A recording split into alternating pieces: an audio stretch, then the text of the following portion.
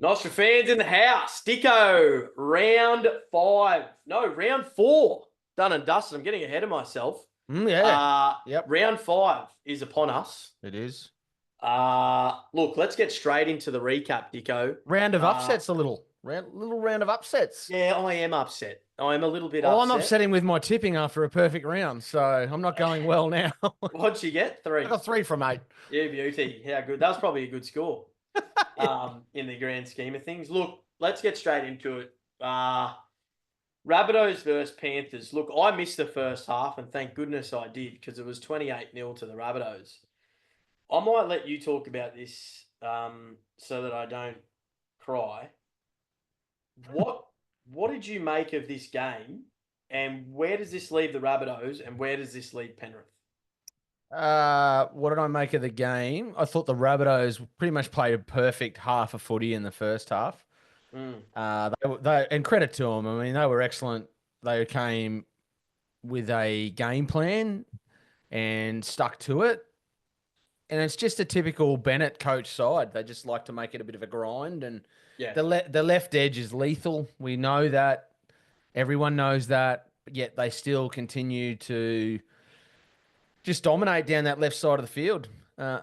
In terms of the Panthers, like their right edge defense, and I've been banging on about this to you privately and on here. Well, not really banging on here, but to you I have. Yeah. The Panthers' right edge defense is something to be exploited. I really feel. And I think, I don't know how many tries the Rabbitohs scored off the top of my head, 4 or 5, and I think all but 1 was scored down that left-hand side of the field. That Panthers' right edge defense. I know Cleary wasn't there, so the combination between him, Martin, and Tungo, but even I feel like you think it's a bit of a liability down that there side. is, and I'm very aware of it as well. Firstly pointed out by yourself, and then obviously watching the games, week in, week out, noticing this weakness as such. There seems to be a common denominator here. Liam Martin and Tungo. We know that the wingers have swapped numerous times. We know that Cleary's been in and out, but the common denominator here is Martin and Tungo, both of which have very contrasting defensive styles. Liam Martin loves to come out of the line, put hits on, and is somewhat a little bit chaotic as opposed to measured. And I think Isaac Tungo is the opposite. Do you think that's where the problem is? Or do you think it's more than that? That's a sort of interesting point you make. You're definitely 2 contrasting styles in defense. One likes to sit and hold. The other one likes to rush up, as you said. Because communication is so important in defense. And I feel like if you got the back rower and the halfback really like to push up, the center can sometimes almost sort of hold back a little bit. And because I don't know if it's communication that's the problem. I think it's the contrasting defensive styles lead to an automatic imbalance no matter what. I mean, I don't think Isaac Tungo's a great one-on-one defender as it is. I've sort of always thought that. Great in a system. But yeah, I don't know. Communication. What I found is actually when they got behind for the first time in a long time, they tried to solve problems individually, not as a team, and they haven't experienced that before. So their system is so flawless that for some reason in this game, when they were behind, they started to play as individuals rather than as a team. Like a couple of errors, stupid penalties. And that just showed that they were under pressure. And it's unfamiliar territory. Well, it is. And as we keep saying this, and we have banged on about it for years now, that at some point in time, the loss of players in your squad is going to come back and hurt you at some point. It's just the nature of the salary cap, right? You can't win competitions every year for a sustained period of time. So, and I just think this year more than ever, you got some guys getting injured. Dylan Edwards, Nathan Cleary, and now Brian Toto's out for 4 weeks with a hamstring. They're your 3 core senior guys. Only our 3 best players. No big deal. Yeah, no, it's all good. Yeah, 2 of them combined for 500 meters a game. You know what I mean? So that's massive. Someone else has got to do that. And your other guy is one that creates all your points. There's no Jerome Luai anymore, right? So It's just the nature of the beast. I mean, credit to South Sydney. They came and they played well. I mean, I think to be honest, I think the scoreline flattered Penrith. Yeah. I would honestly say that if there was no half time, the Rabbitohs could have put 50 on them, to be honest with you. Mm. So, yeah, um, and I actually said this to someone yesterday. Penrith should be 0-4. They shouldn't have won the first game. No. If we sit back and we're fair dinkum about the Panthers, they should be 0-4. Mm. So this week, it's interesting. They've got the Cowboys. I'm pretty sure it's the Cowboys this week without sort of looking ahead. It's going to be interesting if they have another poor performance. I don't expect them to have a poor performance again. That's now 3 in a row, but it'll be interesting. They are being asked questions. Yeah, yeah. I got nothing else to add. I'll talk more about it in the preview, I think. Well, and it's also, what's Ivan Cleary got? Like, everyone's been banging on about he's a great coach, and I think he is. Like, there's 4 premierships, 5 grand finals, but what's he got now? This is where it really comes to light what they've got. I'm not as concerned with the results. I'm more concerned about the performance. We're playing poor. If we were, I'd be more worried if we were actually playing well, and good completion rates and losing like we have, but we are playing really poor. And these are games too that last for the last 4 years. Yeah. You would play poor games, or Penrith would play poor games and win. Yes. Okay, and that's not happening. Well, it's definitely a back to the pack situation, and we'll talk about it in a second when we talk about Melbourne Storm. 100%, mate. 100%. I mean, this comp, to be honest, is wide open. I will say wide open.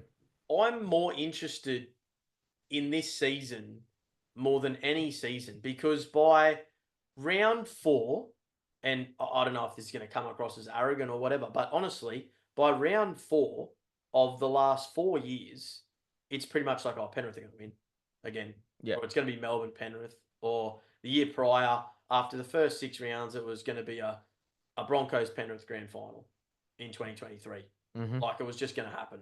Mm-hmm. Last year was always going to be Storm Penrith. This year, you can honestly go, I don't know what's going to happen. Mm-hmm. Which is exciting for rugby league. Now, Friday night footy, Roosters 12, Titans 30.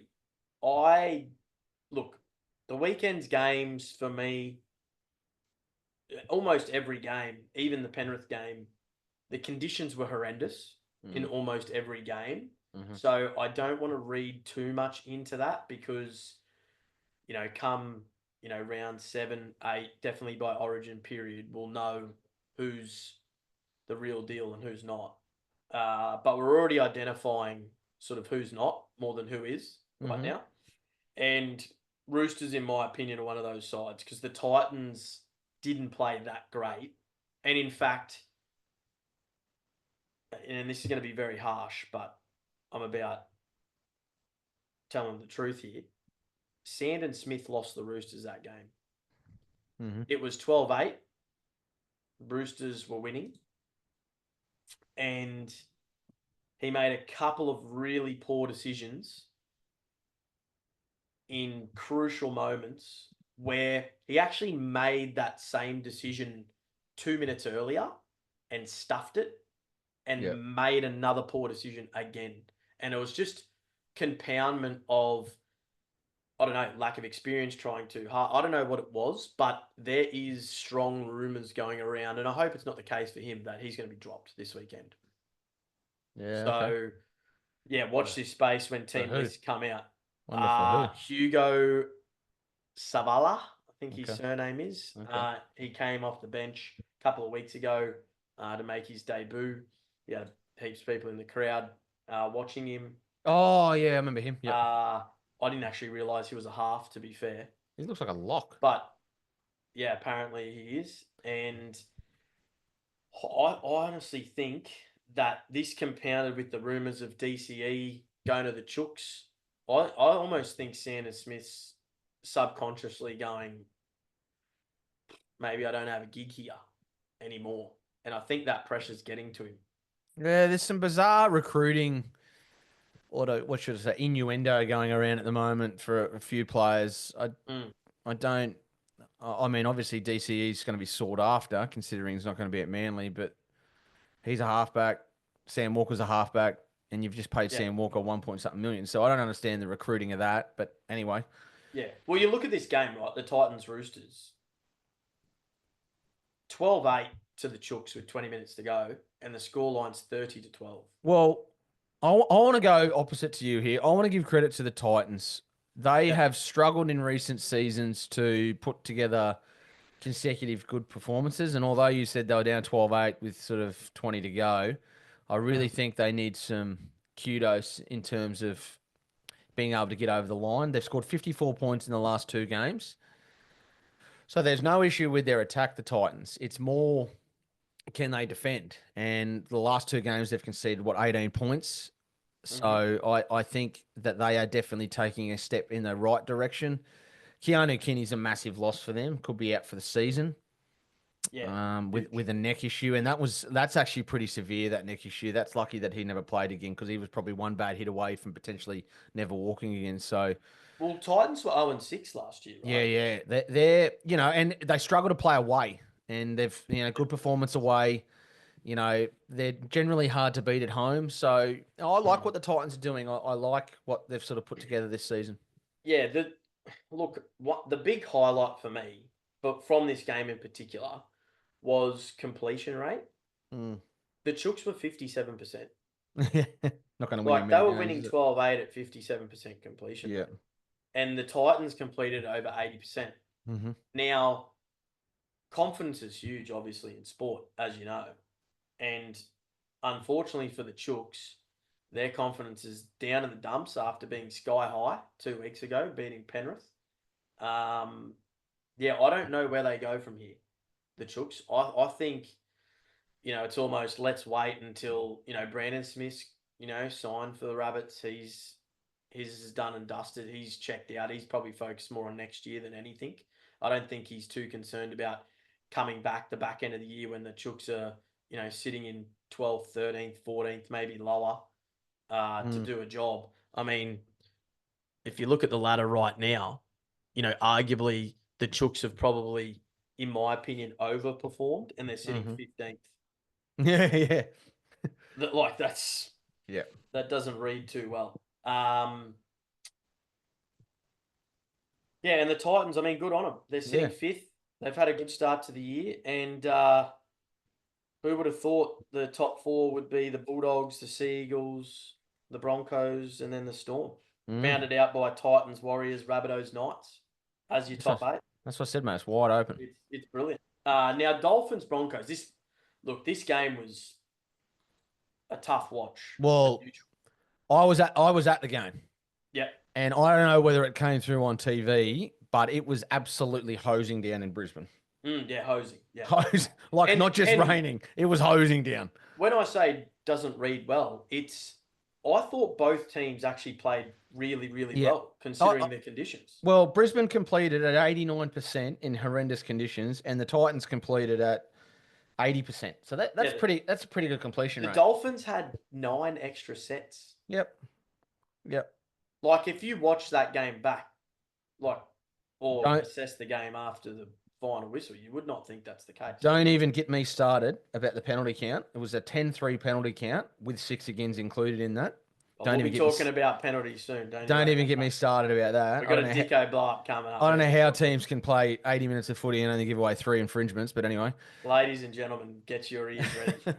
What I will say with this game is I don't think Brisbane were troubled at all. I think when you're getting steered around in the wet by quality half and 5'8", and you got 2 of the best forwards in the game, you're gonna you hold you in good stead. The Dolphins lacked creativity. Well, this is the thing, right? So the Dolphins, it was probably arguably their better performance of the year, and they weren't even close. No, they scored. Honestly, as I said, they scored really late, 1 try. But yeah, I felt like as a Broncos supporter sitting there, I didn't really feel like the Broncos were troubled at all. I'm not going to say they cruised to victory because I don't think it was tough work out there, but just dominated. I think every player was better than their opposite number. And big shout out to Gemet Shibasaki, who's currently playing on I think he's playing still on a training trial, so he's only getting paid per week. It's a great story for him. He's left his family back in North Queensland to come down for an opportunity. Yep. And he's grabbing it with both hands. Like, he's keeping a pretty good player in Dean Mariner out of the team. Katoni Staggs came back, and that Katoni Staggs, Herbie Farnworth one-on-one battle, honestly, was one of the best battles you'll see this season. Physical, both were great. And shit, I mean, Brisbane fans are always great. And look, I don't know. There needs to be something done here in Sydney because it's just simply not good enough. There was 10,000 people at the Rabbitohs Penrith game on Thursday night. I know the conditions weren't great, but you look at a brand new stadium in Allianz. They had 14,000 people, Roosters versus Titans, and then in absolutely torrential weather, there's 45,000 people at Suncorp Stadium. Yeah. For Dolphins, Broncos. Like, it's just, even the Dragons who, we've got these loyal fans, blah, blah, blah. 6,000 people. Well, let's get on to the Dragons, mate. Let's get on to the Dragons, because how can you not, as a Dragons supporter, get down to a game live after the performance that they put in against the Storm? Honestly, that's probably one of the better defensive displays I've seen this year from a team, and goes to show what it takes to beat the Storm. You've got to be good defensively. They lost every statistic on the day and won the game. But they won every 1%er on the day, mate. Yeah, that's right. And that's what it takes to beat the Storm. And that's an attitude shift. And that's been driven by Clint Gutherson. Mm. And I'm going to grill the Eels because I've been very supportive of that club. They are a basket case. Between the Roosters and the Eels, whatever they're trying to create, this rebuild, they've gone the wrong way about it. Well, they've gone a very long way about it. Yeah. Because Clint Gutherson has almost single-handedly, along with Damien Cook, transformed the attitude of that club. Mm. And they should arguably be undefeated right now. Mm-hmm. They were quite average against the Bulldogs and only lost by 8. And they obviously had the bye. And then they lost to the Rabbitohs, which they shouldn't have lost that game. And you saw what they're capable of now. And then they play the Eels this weekend. I'm really interested to see how this goes. Obviously, you've got Zach Lomax up against his old club. Clint Gutherson up against his old club. There's going to be, a bit of feeling in it. There's going to be a lot of emotion in it. And you'll see this weekend where both of these clubs are at. So, great performance by the Dragons. Don't get me wrong. And I don't want to take anything away from the Dragons here. I just thought they wanted it more. But what do we make of the Storm here in this? So I listened to a really interesting stat on the coverage. The Melbourne averaged 10 less points per game without Jerome Hughes. Wow. So, for all the Munsters and the Pappenhausens and the Harry Grant, who picked up a knock in the game, is Jerome Hughes their most important player? He has to be. And I think it more comes down to predictability. The Storm was so predictable in their style of football. There was very, very little creativity, which is surprising from the Storm, and how one player can make such a massive difference to the, variance in their attacking play. I mean, Cam Munster, is naturally a very good ball runner. But you saw, when he was relied upon as the sole playmaker, kicker, along with Tyron Wishart, both of them were very, very average. I've always thought the Storm were a great front-running team. And when they get behind and you put pressure on them, I don't think they're as great because they start to play a little bit one-dimensional. They play a little bit of individual footy. So the Dragons are their bogey team. Yeah. So it's sort of given opposition teams a bit of a blueprint of how to come up against the Storm. You've got to be physical with them. You've got to win the battle, and you've got to out 1% them, if that makes sense. I am going to highlight a player who you've highlighted previously, who is not as good as everyone thinks they are, and that is Stefano Utoikamanu. He is not that player. I'm not going And to. I don't need to say anything because I've already said stuff. The Tigers are showing in their performances, and it comes back to the Roosters as well. The Roosters got rid of Terrell May, who's arguably the second best front row in the comp after Payne Haas. And the Tigers ditched Stefano Utoikamanu, and it is just... So he's on good coin, isn't he? Great coin. I think it's close to 800,000, maybe. So he had 9 runs for 67 metres on the weekend. Yeah, disgraceful. In a game dominated by forward packs with lack of creativity. 9 runs is poor enough. Like, how many minutes did he play? It doesn't actually give how many minutes he played on here. I'll quickly look at that now. So he played... But yeah, that's not... He only played 34 minutes. Yeah. Which is still, it's not great, but it's... If I'm honest, that's very low for a starting front rower on good coin. Considering your big dogs are playing 55 to 65 minutes. But a player of that caliber on that short of a time on the field, like a Spencer Leniu of the past, or a Nafua that's right. Of the Roosters. And it's all right to play that, but you got to have maximum impact, right? That's 7 meters per run. Yeah. That's simply not good enough. Yeah. He's got a lift, mate. Absolutely. I've said this. This is a massive watch. This is a massive watch. Yep. Because it's actually impacting the Storm's depth by spending this much money on a player. And I don't know, you've noticed now a couple of injuries. Mate, if they lose Pappy, who's very injury prone, and Munster, who's coming back from injury, or even a key centre or a key winger or something, like they're right there for the taking. Yeah, I agree. Anyways, kudos to the Dragons, and let's see how the Storm bounce back. Now, another upset. Cowboys versus the Raiders. It's funny because you said before about the conditions of all these games, and I actually didn't think of it. And I'm looking at the results here while we're chatting, and pretty much every game this round had horrendous conditions. Like the Cowboys Raiders, I'm pretty sure it was like 29 degrees at kickoff and about 90% humidity. Yeah.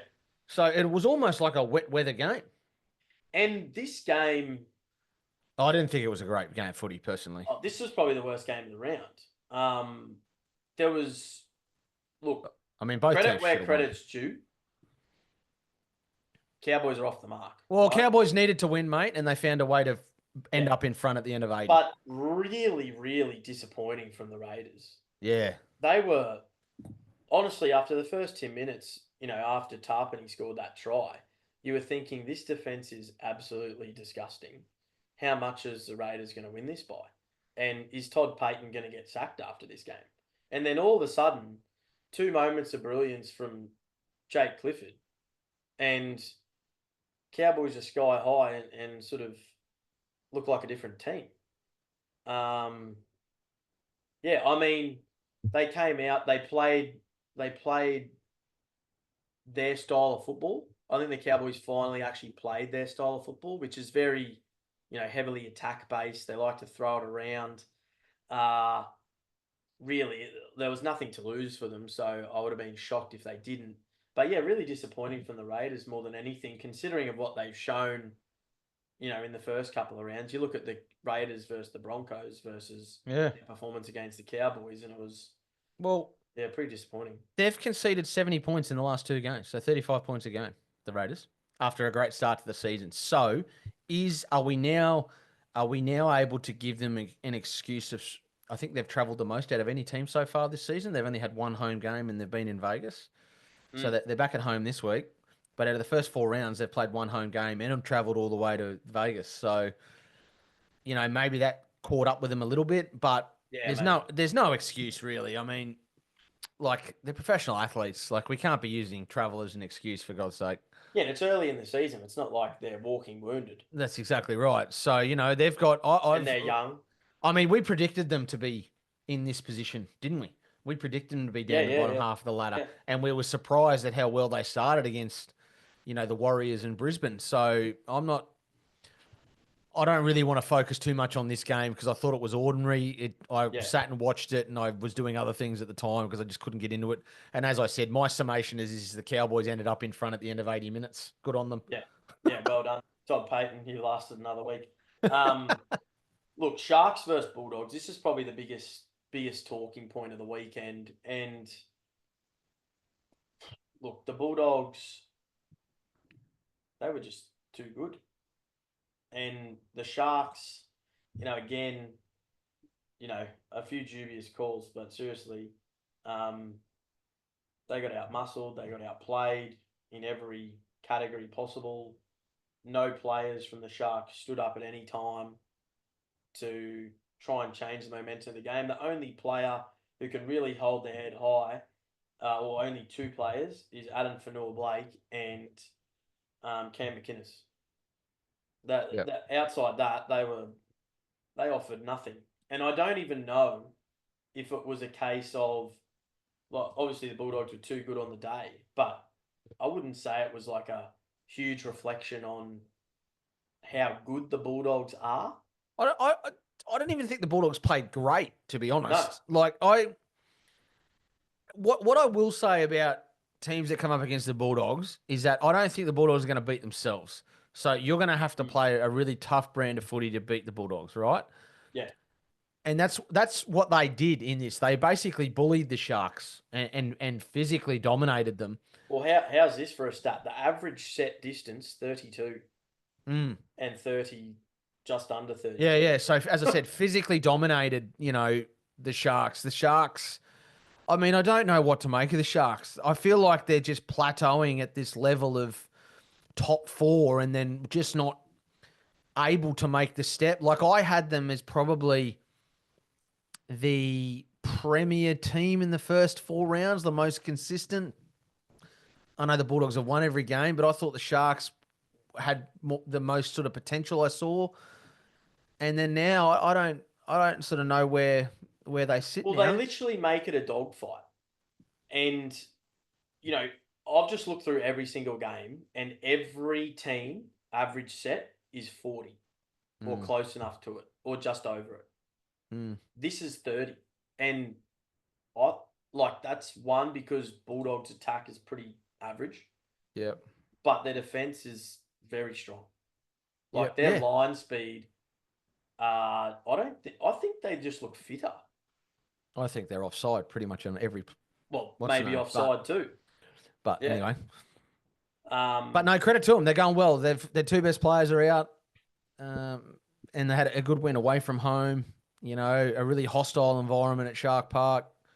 Yeah. So, credit to the Bulldogs. They're going well. Yeah, top of the tree. Let's wrap up these ones quickly. Jeez. Seagulls and Eels. This was maybe one of the worst games of the round. I thought the Eels were terrible, and I didn't think that the Seagulls were much better. Yeah, I pretty much agree. Just goes to show where the Eels are at. Because I think the Seagulls will be better. Like, I think that was just a really heavily weight of the world situation on that club after the events of the week. Yeah, in terms of the and DCE situation, and then Turbo injured. Yeah. So I actually, I'd expect them to be better this week. The next game was good. Match of the round. I think so. I tipped the bloody Tigers too, which is annoying. Were the Tigers robbed? No. I thought, to be honest with you, they should have put the game away. They shouldn't have let the Warriors back into the game. Yeah. And that's just the nature of them still learning how to play. All terrible conditions, but what I will say is defensively, they nearly gave up 50 meters per set compared to the Warriors 38. So if the Tigers give up 50 meters per set this week, geez. I actually fear for the Tigers this week against the Broncos. I think it'll be a cricket score. Yeah. Well, we can analyse that in the preview. Look, credit to Warriors. they are off to a lot better start than I thought they would, and I think we both got them in our top 8, so that's that's good. That's helpful. And we don't have the Tigers in there, so even more helpful. No, but the Tigers are going how I expected. Really good performance. Fall away and ebbs and flows. So.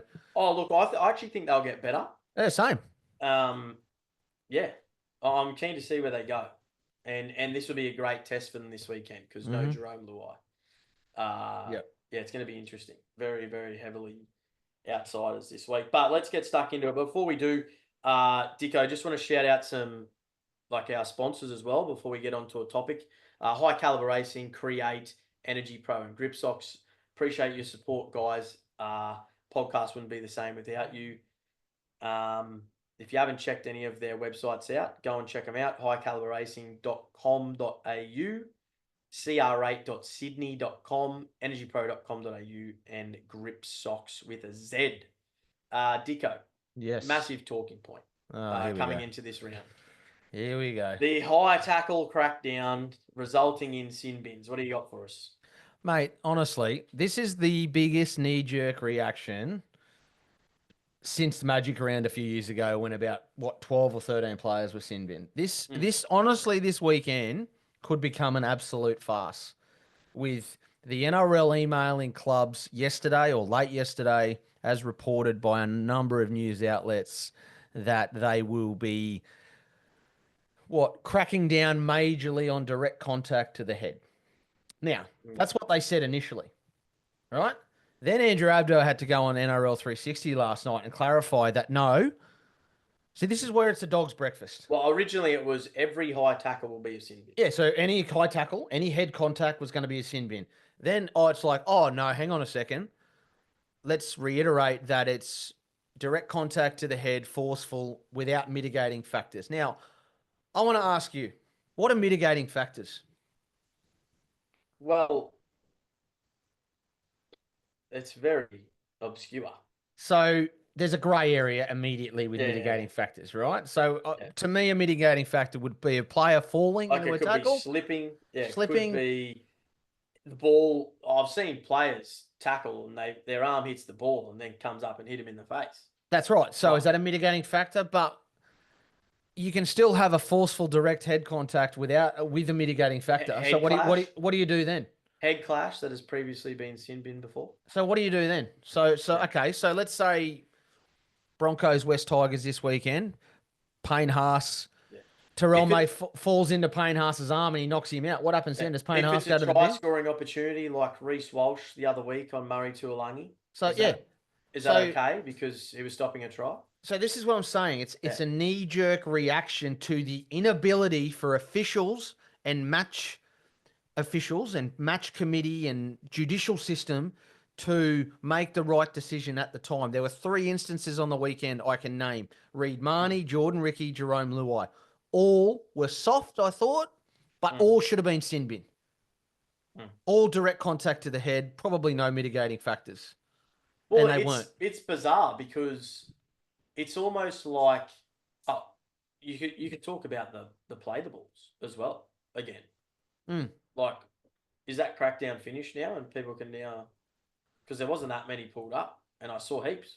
Well, this is what I mean. Why are we all of a sudden cracking down? It's like these random warnings that the NRL gives teams rather than going, no, this is actually a rule, and this is going to be a rule that's going to continue, and we're actually going to get a result out of it because it's a longevity rule, not a mini crackdown for a couple of weeks, and then we'll just let it go. Apart from the Reed Marnie, when he leveled old mate laying on the ground, I think it was Atkinson laying on the ground, the other 2, Ricky and Luai, were accidental, I would say. Even though they were direct contact to the head, I would say that neither player went into the tackle trying to hit the other bloke in the head, right? Yeah. So that therefore is not the player's fault. We can't put blame on the player. The game's so quick, the players are trying to make a tackle. But it's the officials' fault. So why are we not putting more onus on the officials? Well, correct me if I'm wrong. In rugby union, which I think is the similar direction rugby league's trying to follow, if you have any form of contact to the head, it's a sin bin. if it's forceful, you're sent off. Yeah, but they're sent off for 15 minutes and then they're allowed to be replaced after that 15-minute period. Yeah, so does there need to be, because in my opinion, that's smart. Like, does there need to be some common sense I've said brought this in before. for ages? What is happening now? Okay, the NRL have a broadcast deal coming up where they want to get a whole heap of money from the new broadcasters, but the fans, so you and I, yeah, are getting taken away from the fabric of the game because of this rubbish that they're now enforcing. Right? So we're going to sit here on the weekend and we're going to watch our teams play and games of footy, and it's going to be diluted because of how many sin bins. Because we all know that if a team goes down to 12, it is very hard to win a game.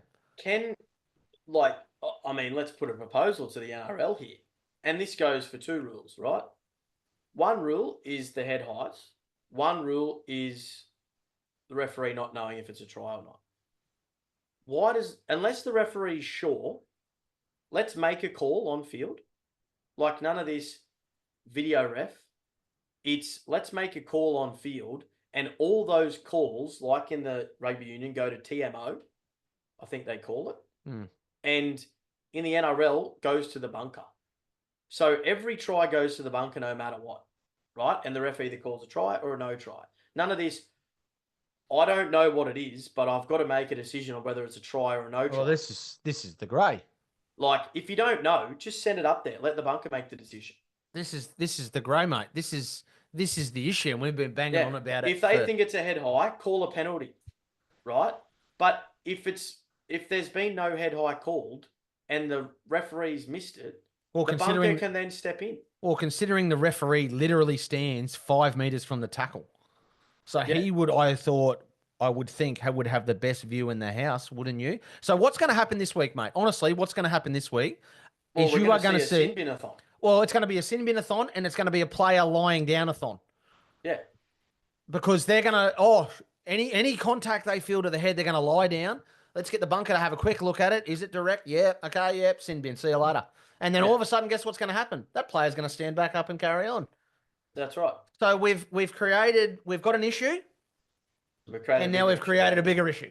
Yeah, it's not great. It's not great. So can we just use some common sense and improve the officiating and the judicial system, rather than all of a sudden not even mid-season, a quarter of the way into the season, we go, oh no, let's sin bin players now. You should have done that. Change the rules a little bit. You should have done that in round 1. Yeah. All right. It's honestly getting to the point where it's shitting me off. Yeah. No, couldn't agree more, Dicko. Couldn't agree more. We won't talk about the Moses Leota try because I'll get angry about that too. What, the no try? Yeah, exactly. Yeah, we'll send it up no try, but if it was sent up a try, it would have been a try. Work that out. Try and explain those rules to someone who's never played the game before. There's just no point. Dear, oh dear. All right. Raiders versus Sharks, Dicko. Look, it's in Canberra. Both teams coming off a loss, and disappointing losses at that. They're both going to be out for revenge. Both pretty much full strength. It's going to be interesting. I don't actually know which way I'm going to lean on this one. What I will say is both teams, this is a must-win game for both teams. You could go 2 ways, right? If both teams play up to their ability, the Sharks win this by a country mile. But as we know with the Raiders, we don't know what we're going to get. We're either going to get a performance like they did against the Cowboys, or against the Seagulls, or we're going to get a performance like they did against the Broncos. And it's literally flip the coin. Yeah. And for the Raiders, it only ends 2 ways. It's not they play well and lose. Yep. It's normally they play well and just win, or they don't play well and they get belted. Yep. I think they play well and just win this. The Raiders? Yep. Ooh. You don't like the Sharks, do you? You're not a fan of the Sharks. Yes and no. I don't. Honestly, I could flip a coin in this. Part of me wants to pick the Raiders because it's at home, but I think the Sharks will bounce back.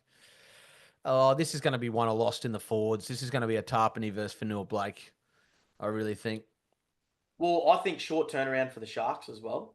Then they've got to play. And they were bashed last week. The Sharks were bashed last week. Kyle Hero's injured. Yep. So they were bashed last week. So maybe that has something to do with maybe a little bit of fatigue. Yeah, this is, as I said, this is a must win for both clubs. You are staring, if either team loses this, you're staring down the barrel and you're losing a little bit of touch with the top sides. Yeah, because so close. So close. You're right. Yeah. So yeah, this is interesting. If you're going to ask me who I'm going to tip, which you are, I know you are, I'm going to tip the Sharks. Lock in the Sharks. All right, Friday night footy, Panthers, Cowboys, and then the Derby. Look, honestly, Penrith have got to win this. So Nathan Cleary comes back, doesn't he, in this game? He comes back. Brian Toto's out. We lost to the Cowboys last year. Yeah, no. And it surely cannot happen. But I've said that for the last couple of weeks. It's not. What I will say is they are short in betting. Like, they're $1.20. Yeah, the market's low. So I'm tipping the Panthers. I think the Panthers will bounce back. I really feel like. Well, Brian Toto's out. Like, that's massive yardage. And Penrith rely on that. Yeah, I think is Dylan Edwards back this week? We'll see. He might be back this week. Maybe. He's a maybe. If I'm Penrith, I don't rush Dylan Edwards back. I certainly sit Dane Laurie down. He was woeful last week. He was. I didn't want to comment on that on the game, but I think he was one of those players that tried to do far too much himself, and was well below par. But look, I don't know. I think you'll find Dane Laurie doesn't play regardless of whether Dylan Edwards is back or not. And I think you'll find that Blaze Talangi might actually finally get his crack. Yeah, you're right. And you know what I'm interested to see, actually? Whether Cleary coming back in, what effect that has on the Panthers this week as opposed to the previous 2 weeks. Like, how different do they play? Like, do they just fall back into the Penrith that we all know? Or, because if they don't, that's when we can start sitting here and going, okay, well, there are some issues at Penrith. What's happening here? Well, it's going to be interesting with the team selections because Schneider... He has to play. He's a great player. And I fear for Jack Cole because I think he's actually been quite good. As in, I think he's done a job while he's away. Schneider complements Cleary a little better than what Cole does. Yeah, and you've got a kicking game either side of the footy, a little bit of bigger defensive body, bit more NRL experience. You saw when Schneider came on the field, an instant change in organisation. So lock the Panthers in, mate. Lock the Panthers in on this one. They'll bounce back. Lock them in by 25. Stop stressing out. All right, they're okay. Well, we're currently sitting in 13th, and I don't remember the last time that's the case. So it's not good. Rabbitohs Roosters. Yeah, you know what? It's a tough round, except for the next game. Come on, you don't seriously think the Roosters are going to win this? I don't know. I actually don't know. Now, Latrell Mitchell has been rumoured, and again, we're recording pre-team list here. Apparently, he's a chance. No, he's not a chance. He's playing. But not only is he playing, but Dicko, he has been training in left centre today, which I agree at fullback. And it is not an April Fool's joke. This is legit. I don't know what that means. I like it. Does that mean that Whiten switches to the right? Is that what we're saying here? Yeah, I reckon. Yep. Because they're not going to change Humphries and Walker. Well, Campbell Graham's still out, isn't he? Yeah. And to be honest, they need it on that right-hand side. And I don't know why Penrith didn't exploit it more, but Michaeli Ravalawa has got to be the worst defensive winger in the comp. So I'm almost going Roosters to win and Tupu for a hat-trick. Roosters to win. That's what I'm thinking. Lock it in, son. You got rocks in your head. Here we go. He's got rocks in his head. It's an upset season. Dizz has literally lost the plot live on the podcast. I did tip the Dragons last week, so yeah, that seriously. but that was a bit of a I knee-jerk think this reaction. is a grudge match. I'm actually looking forward to this. It'll be a good game on Friday night, actually. I think the Rabbitohs will win this. I just think they've got a bit more mongrel and a bit more physicality in it. And if you're saying, if what we're sort of thinking, Latrell coming back, I think that'll tip them over the edge. I don't like the Roosters at all. Let's see. Yep. Let's see. Look, I think the next 3 games. So the next one, Gutherson's come out and they've asked him about playing against the Eels, and he's come out and he said he can't wait to rip their heads off. So I'm loving this. You beauty. Go on, big Bill Clinton. We love it. So yeah, I mean, I give the Eels no chance. In this. They got no chance. They're not even going to come close, mate. I want to see the Dragons back up a really good performance against the Storm with a really professional performance against the Eels. So that's what I'm looking for this week. What Clint Gutherson said, I want to see him actually do. I want to see him come out full guns blazing and go, this is what you lost. This is what you lost. Like, this is a statement game for Clint Gutherson. Well, yeah, and it's a statement game for Jason Rolls in terms of Parramatta, because if I don't start seeing something from Dylan Brown, I'm sitting him down, because you cannot, he's got to go. You cannot have a passenger at 5'8" when you're on good money and you're leaving next year. You may as well get some young kid in there and give him a crack. I'm pretty sure at one point in the game he'd ran twice. Yeah, it's becoming a bit of a joke, to be honest. Yeah. Look, the next 2 games are pretty straightforward. Do you think? Titans, Dolphins. Is there any hope for the Dolphins here? On current form, no, because Tom Gilbert's out and he'll miss a week. Yep. With a high tackle. So I need to start seeing some more out of the hammer. I really do. Yeah, what's wrong with him? The forwards aren't going forward, mate. They've lost so much experience and punch in their forwards that they're not making the meters. Do you know what I think is you saw him create something out of nothing? Are teams getting better at shutting down the opportunities for Hammer in open space, or is he not applying himself? Well, what Brisbane did really well to the Hammer on the weekend is they kicked to him every play, and they forced him to bring it back with a straight line and get belted. Yeah. And in the wet, he was dominated physically on kick returns. Yeah. So that's a bit of a they did that. The teams did that to Billy Slater many years ago, where they just physically dominated him on play one and tried to really rough him up, and it sort of took him out of the game and attack a little bit until it forced him to change his game a little bit. Yeah, and I think the Hammer will. It'll just be the evolution of his game, right? So he needs to probably. Is it a case where Trey Fuller's better than the Hammer at fullback? No, the Hammer needs to start. The wingers need to work a little bit harder, and he needs to start dropping the wingers underneath. And letting them take the punishment. And then look, I've been a bit disappointed in the Dolphins as a whole. The only player, surprisingly, that is actually going well is Saifidi. Yeah, he's having a running 150 to 200 meters a game, and the rest of the team's just sitting back doing nothing. Yep. Herbie Farnworth is doing Herbie Farnworth things, but in a side that's got zero momentum. Isaiah Katoa, I don't know where Cody Nikorima is. Is he even on the field? Yeah, he's very quiet. I thought Katoa tried really hard last week. I don't think they're getting enough out of Jeremy Marshall-King, and for the life of me, I will say this until they make a change. I cannot understand why Tom Gilbert is not playing left edge back row and Max Plath playing lock. For the life of me, I'll never know. Yeah, Max Plath is not a back rower. No, exactly. And Gilbert has played second row his whole life. And he'll be playing second row for Queensland come Origin time, I guarantee it. Ooh, let's move on to the next game. Come on, let's go. I'm going to say lock in Beau Fermor. I think he's a shoo-in. He might be for the other side.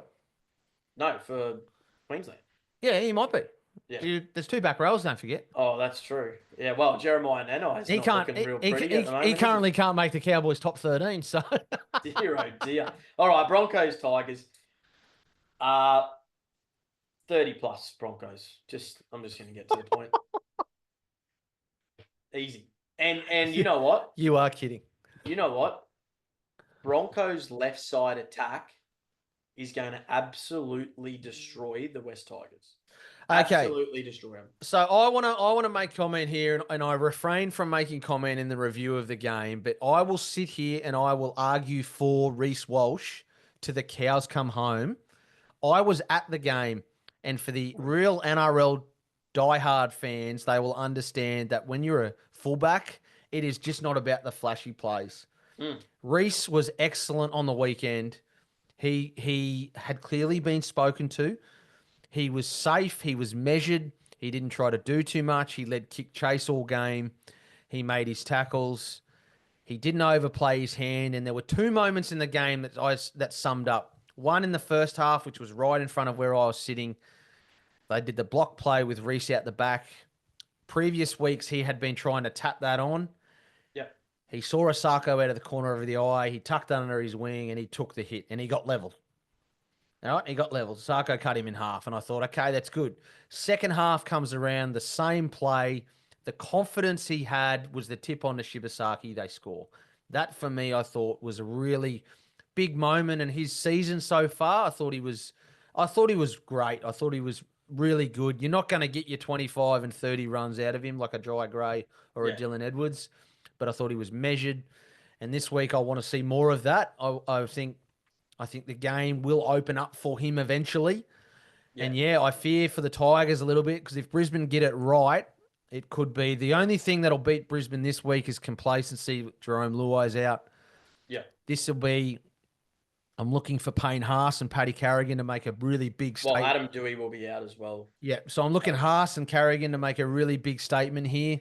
Well, it's going to be Haas versus May. I'm really keen to see that. Yeah. So Terrell May is a bit of a watch on the Tigers. I watched the Tigers game last weekend, and what can happen is when you've got a front rower like a Haas or a May that can play huge minutes, you will tend to really milk the fact that they can play the long minutes, right? And what Brisbane did earlier on in Haas's career is they did that, and it took away from his impact. Yeah. So what Brisbane have now done is let's utilise Payne in a way where he still plays his 60 to 65 minutes, but he get maximum impact out of that. Terrell May, I noticed late in the second half, he was on the field. Yeah, I do fear he's getting overplayed. Yeah, he was on the field and he was making his tackles, but he wasn't running the footy because he was buggered. I think, unfortunately for the Tigers, and it was like that for the Broncos as well, at that point in Payne's career, there was no other players putting their hand up, and it was almost like a Payne Haas at 70% is better than anyone else. Yeah. And it's the same with Terrell May. So and they're just going to have to work out a way, now the Broncos are able to take Haas off and they're able to bring on Xavier Willison, who I thought was excellent last week. So you're not really losing that much. Well, I almost think they need to start with Royce Hunt, the Tigers. Yeah. So that then Pole can take... can come on and do a 15-minute stint or something like that. Yeah. Or a 12. Rather than starting Twile at 13. Move Jack Bird there. Yep. And I like it. Bring some, have a little bit of... It's just utilising and maximising impact, He's perfect. And Willison comes on, does a job. So what I will say about Brisbane, they'll be without Jordan Ricky. He's out for 2 weeks with suspended, and Kobe Hetherington did cop a knock, I believe. Well, that's going to be their weakness. Jajeski and Piakura in the second row. If I'm the Tigers, I'm running at them all day. So it'll be interesting to see who they bring in onto the bench. The Broncos. I thought Jajeski was actually really good last week. Actually, he was good. Yeah. So best performance. Yeah. So I'm thinking, as a Broncos supporter, I'm thinking Ben Takura or Marty Tapa'u might get a game. Both were outstanding. The South Logan team in the Q Cup is almost unfair, to be honest with you. You should see the side. It's ridiculous. But anyway, I think Brisbane comfortably is what I will say. Look, Reece Walsh really quickly before we wrap up with the Sunday games. I don't think he's obviously nowhere near his best, but I believe that he doesn't need to be. The Broncos this year with Ben Hunt's addition, and I'm sure a lot of clubs now will be ripping their hair out going, why don't we make a bigger play for Ben Hunt? Reece Walsh doesn't need to do anything over the top. He just needs to do his job because they're not reliant on him this year. Like, if Reece Walsh plays poorly, it doesn't matter. As long as it's not detrimental to the side. But he doesn't have to come up with 2 or 3 tries a game or 2 or 3 try assists. So, yeah, exciting times for the Broncos. Let's see where this weekend takes them. Seagulls versus the Storm. Another game in Manly. Jeez. Yeah, they've had some home games, haven't they? I was just about to comment on that. This is honestly, this is the game of the round here. I'm really looking forward to seeing how Melbourne bounce back and how the Seagulls come up against a really good opponent. Without Tom Trbojevic, I think the Storm will win. They'll be without Jerome Hughes again, I believe. I think he's at least 1 or 2 more weeks out. But this has got great history, this match. If we remember a few years ago, the locals got into it and they got stuck in. Yep. So this is interesting. I can't see the Storm losing 2 games in a row. I will tip Melbourne. But if it's a dry track and the Sea Eagles are on, it could be Manly can win this. Manly can definitely win this game, actually. I actually, yeah, I'm a bit bullish on Manly here. But I will tip the Storm. Lock in Manly for me. Lock in Manly. Jeez. With confidence. This will be the defining game for the Seagulls this year on whether they can actually challenge for a title or not. Do you know what? I actually don't care about Turbo. I love it. I love it how we're button heads. I love it. Come on the tipping. I actually don't think this is a huge call. We said at the start of the year, Turbo this, Turbo that. I reckon stuff Turbo. Seriously, he's so injury prone that it doesn't matter. You've almost got to prepare yourself to play without him. It's almost a luxury when he plays, isn't it? As opposed to having him in the team. I mean, their attack looked better without him. Yeah. Yep. Like, genuinely looked better without him. Have a look at last week. Like, it looked better. Like, it genuinely did. Yeah, I don't know. Okay, well, you've gone Manly. Okay, you've heard it here first. Yeah. Yep. We'll see what happens. Lock the Seagulls in. Lock the Seagulls in. Look, so, because they won 40-12 against Canberra without him. And their attack was the best it has been all season. Oh, I agree with where you're coming from, but I just can't see Melbourne losing 2 in a row. Let's go, baby. Let's go. I'll tell you what, if you get this tip, you could skyrocket in the tipping. Oh, mate, I have got the Roosters, I've got the Raiders, and I've got the Seagulls this weekend. You're either finishing the round in second or finishing the round in last. Well, I tell you what, I won't be going for the Knights in this next game, but we'll preview it.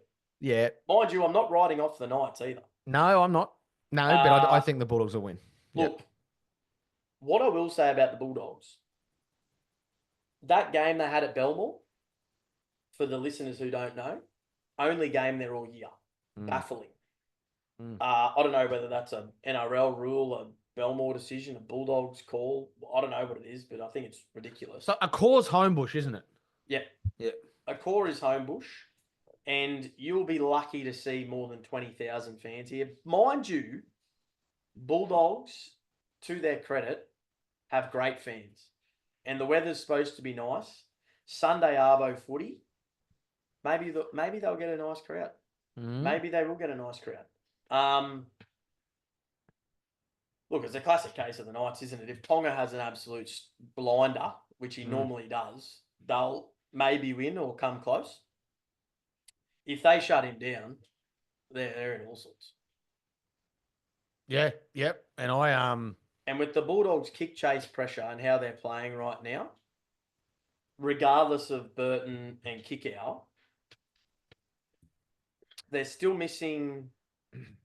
Well, we don't know until the squads get named, but I'm pretty sure they're still missing some personnel in Kai Pearce-Paul, and they're also missing Dylan Lucas. So they're going to have to play Frizzell and Adam Elliott. I've been I don't know. I think the Bulldogs are too smart. Yeah, I can't see enough points in the Knights to challenge the Like Bulldogs. they rely on Dane Gagai individual brilliance. They rely on Bradman Bradman Best Best, yeah. individual brilliance. They rely on Marzu tackle breaking. They're just not going to give Marzu any time. Bradman Best any No, time. no. Gagai any time. Yeah. I think they're going to absolutely poleaxe them again, like they did to the Sharks. But the And this, outcome's going to be more significant. and these are the games where if the Bulldogs continue beating these relatively good opposition, this is when you then got to say, okay, well then I'm still iffy on the Bulldogs in terms of premiership calculations, but they start stringing wins together against like top eight. Knights are in the top eight teams. You're going to have to start taking some Well, I notice of them. was until last week, and I know they're pretty grubby, and they're getting a bit of a reputation. Like let's be honest here, they are getting a reputation, and I think that works for them. Oh yeah, they're definitely a team that likes to be physical. That's for sure. And Like it really, plays to their strengths, and and I don't think teams can handle that no, because they're and not used to it. well, they're getting under the skin of opposition teams, aren't they? Really, with their antics. So, look, it's going to be interesting to see this week. Knights are fresh off a bye. Yeah, and the Bulldogs are going to lose at some point. So they are going to lose a game at some point. It's just if for the tippers out there, you've just got to be able to tip which one that is. But I can't tip against them in this game at home, off the back of a good win. Confidence is up. Yeah, I can't tip against them. I'll be tipping the Bulldogs. Dicko, the Bulldogs will lose a game very soon, and it'll be in round 8. Who's it against? Broncos. Oh, here we go. Hey, Where is it? here we go at Suncorp. Maybe. Remember Maybe. what happened last year? Yeah. Yes, I do. All good. Well, thanks everyone for tuning in, Dicko. You're being class again. Thanks, we'll mate. be getting those blow ups up, and hopefully it's not a sin bin-a-thon. Yeah, fingers crossed. Enjoy the footy.